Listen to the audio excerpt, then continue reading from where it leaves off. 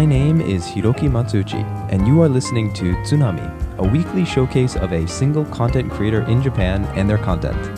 This is episode number 6, and today we're featuring a very funny YouTuber who does a lot of extremely entertaining skits that star himself, and on occasion, himself. With lots of cuts between his many different personalities, his stuff is really fast-paced and packed with tons of energy. The topics he touches on include tips on avoiding scams, surviving in Japan, as well as tips on a bunch of other really random things, mostly relating to Japan. He also has some really great, fascinating stories, some really interesting cultural observations, and a mishmash of really interesting, funny, kind of quirky comedy. But to be honest, the thing that I enjoy most about his videos is the fact that he is not afraid to poke fun at himself. He's not afraid to laugh at some of his flaws. And I mean, we all have flaws. Certainly I do. In my case, maybe some more than others. And in the end, he comes across as just a really friendly guy, just a nice guy. Here is one of my favorite videos of his. Take a look.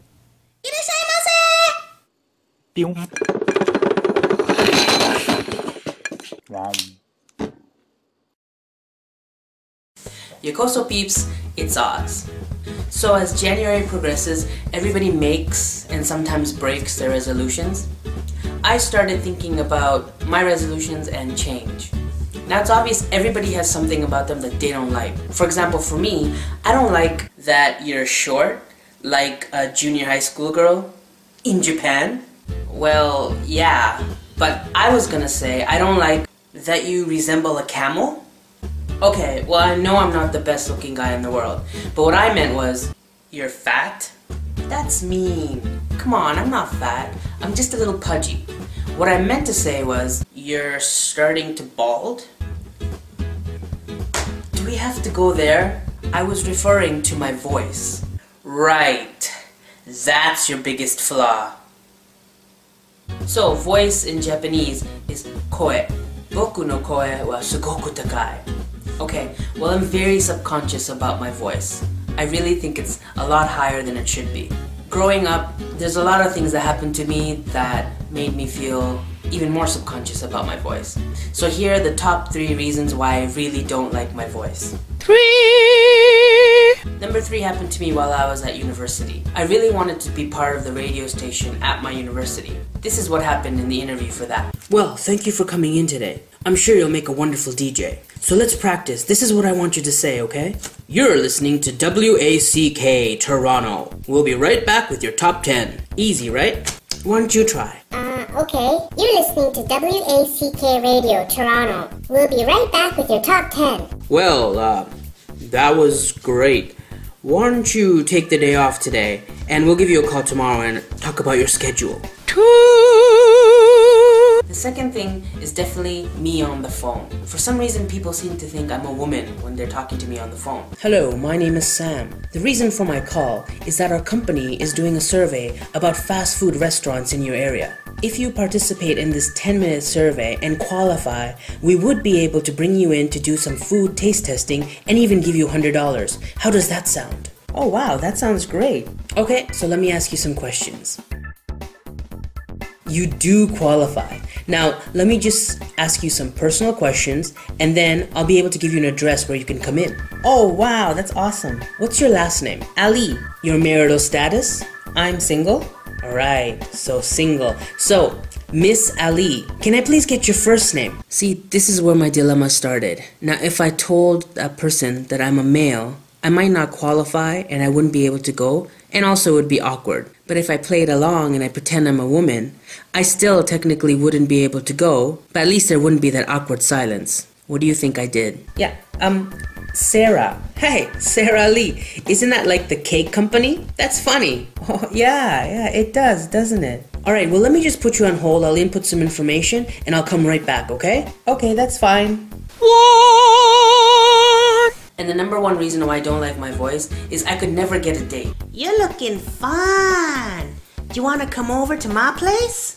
F you, loser. Do you have some Indian in you? Do you want some? Go to hell! Girl, I'm gonna rock your world. Get bent, Smurf! But you know, the older I got, I realized it wasn't a flaw. I could actually turn this around and make it positive. So here are the top 3 reasons why now I like my voice. Son! Number 3 is to make people laugh. I have an unusually high voice, which makes great for small talk and breaking the ice. And I'm especially good at mimicking Japanese women at restaurants, hotels, or secretaries on the phone. いかがですか? ごゆっくりどうぞ. そうですか. はい。はい。はい。はい。わかりました. はい。Me? Number 2, I can sing more songs at karaoke. See, women usually stick to women's songs, men usually stick to men's songs. However, I can choose both, so I have much more selection. You change your mind like a girl changes clothes. Yeah, you be a mess. Itchy? And the number 1 reason is I used it to my advantage to get out of sticky situations. So one of the times that my voice really helped me out, I was living at home with my parents, and I used to live in the basement. My parents were really strict and they had a curfew for me for 10 o'clock at night. So one day I went to a dance party or rave, so I snuck out and it was all night, and I got home Sunday morning at 9 a.m. However, I forgot my key, so I couldn't get in. I couldn't knock or call because my parents would find out and they'd kill me. I called home and this was my conversation. Hello? Hi, can I speak to Noreen? Who is this? It's Sunday morning. Oh, I'm so sorry. This is Sarah. I'm Noreen's dance class. She's late for a recital. Can you wake her up? Hold on. Noreen! Phone! Hello? Hi, it's Sarah. Who? Oh, hi. It's Oz. I'm outside. Come down to the basement, open the door and let me in. Don't tell Dad, otherwise he'll beat the crap out of me. Okay. He also talks quite a bit about Japanese culture and some of his experiences, both here in Japan and in his home country. Even when he does touch on sensitive topics, however, he always keeps it light, and he's incredibly honest with everything he does. Here is another one of my favorite videos on a kind of funny topic that many people in Japan may be unfortunate enough to have encountered at least one point in their lives. For those of you who are living in Japan and have yet to have the displeasure of this experience, watch out. Hey guys, it's Oz. Today I'm going to talk to you about the historical significance of aluminum in relation to... Hey Oz! What? I'm doing a vlog. Do you want a concho? What? What the shit? Why would I want a concho, you sick bastard? Looks like half of you don't know what a concho is. YouTubers, watch this clip. Hello, I'm Dr. Whack.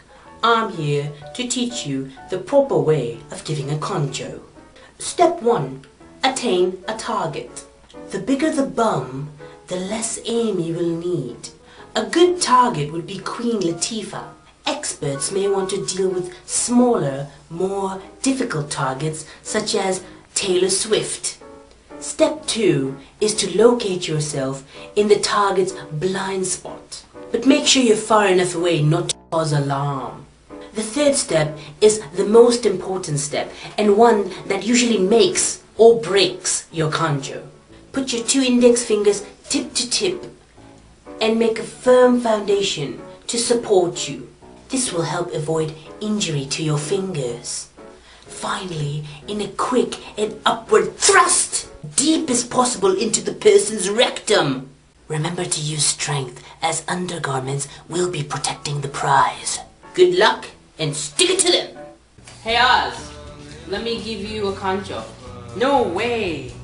Get away from me, you crazy psycho! It's not what you think. I got one from this Asian woman at the supermarket, and it was awesome. Ew! You know what? Everyone has good things to say about conchos.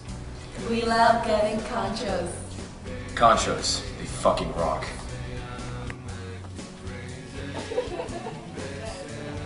Is that a concho? I used to be the shy, awkward guy that never got laid until I gave concha to everyone I know. Oh. It's really that popular? Well, try it. See what you think. Okay.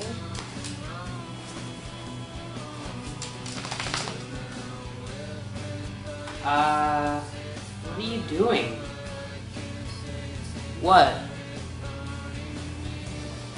I thought you were gonna give me a concho. Yeah. Concho the snack? Here.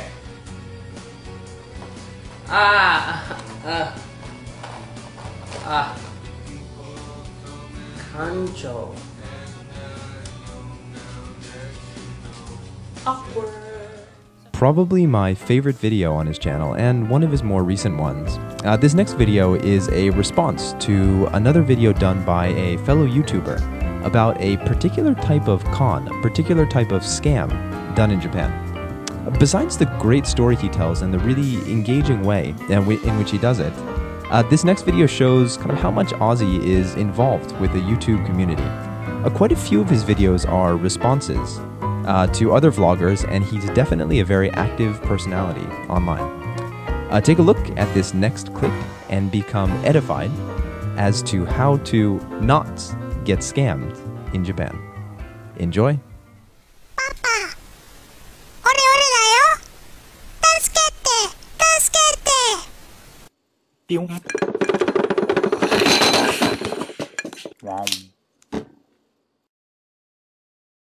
Yokoso peeps, it's Oz. Have you watched my video about the top 5 things I love about Japan? No? Click here. So I was watching Victor on Gimme a Flake Man talking about something called Ore Ore Sagi. It's a famous scam popular in Japan where somebody calls claiming that they're your son or daughter and they are in trouble and they need money. And because it's such a panic moment, nobody knows what's going on, and the parents actually end up sending money to those people and they get scammed. Well, it reminded me of my grandfather-in-law.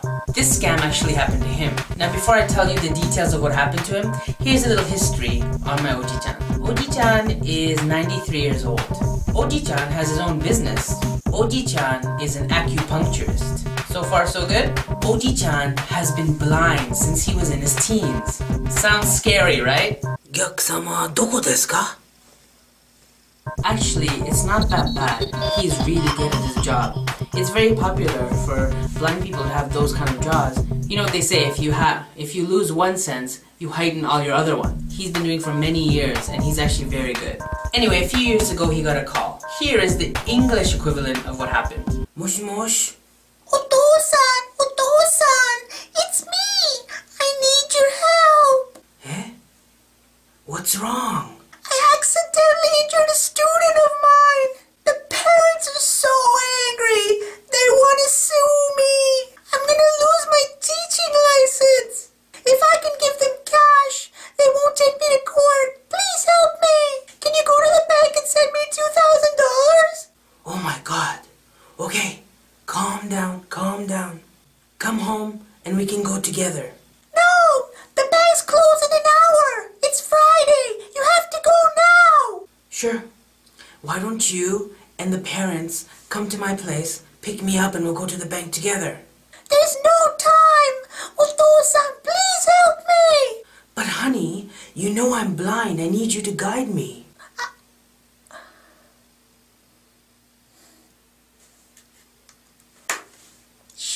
So in the end, his disability actually helped him out. Ozzy78 has been making videos on YouTube since December of 2009.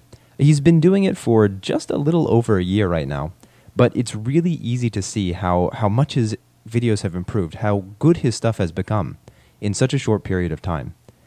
Along with the number of viewers, you can see that his quality is, again, gradually becoming, better and better, and he's becoming a lot more relaxed in front of the camera, which is a good thing. It's pretty funny when he's relaxed. Originally spurred on by a fellow YouTuber to create a short video about some of the things he loves about Japan, I'm sure he'll continue making really, really great content, really, really great videos for a long time to come. And that's it. So, thank you all for watching or listening to episode 6 of Tsunami. Please get in touch with us at tsunami@11.fm with any comments, questions, or suggestions for future content creators to be featured on the show. And once again, my name is Hiroki Matsuuchi, and this is Tsunami.